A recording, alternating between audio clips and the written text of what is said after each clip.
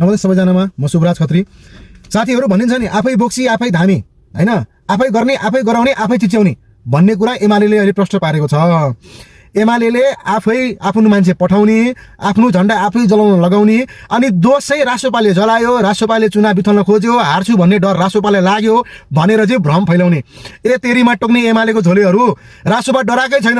रासोपाले त भनिरहेछ चुनाव गरा गरा गरा, चुनाव सर्नु हुँदैन, एकै दिन पनि चुनाव सर्नु हुँदैन, हामीलाई आतुर छ तिमीहरूलाई भन्दा पनि चुनाव कहिले आउँछ भनेर रासोपा पछिको कुरा हो। म भोट हाल्ने व्यक्ति, म एउटा भोटर हो, मेरो जीवनको पहिलो भोट हुनेछ।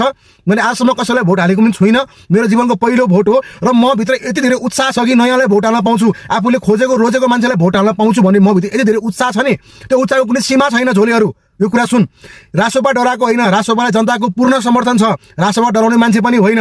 डराएको तिमीहरू हो, डराएको गन्ध तिमीहरूकोबाट आइरहेछ। को डराएको छ को डराएको छैन। र आइन्दादेखि यस्ता नचाहिने कामहरू तिमीहरूले गरिस् अथवा गराइस् भनेदेखि नेपाली जनताको प्रतिकारको सहनशीलता हामीले बाँधेर राखेको छौँ। त्यो सहनशीलताको बाँध फुट्यो भनेदेखि यसको जोखिमपूर्ण कुराहरू कसले भोग्नुपर्छ त्यो कुरा विचार गरौँ। चुनाव बिथोल्ने काम नगरौँ। चुनाव भने नै जनताको अधिकार हो, तिमीहरूलाई चित्तमा गर्ने मतदान होइन, यो जनताको आफ्नो भविष्य सुनिश्चित गर्ने यो अधिकार हो। यो अधिकारबाट जनतालाई वञ्चित गर्न तिमीहरूले पाउँदैनस्। जनताले चाह्यो भने तिमीहरूको पत्ता साफ गराइन्छ र यही चुनावमा हेर तिमीहरूको पत्ता साफ हुनेवाला छ है। अब धेरै नाटक गर्ने होइन। जय नेपाल जय देश, धन्यवाद।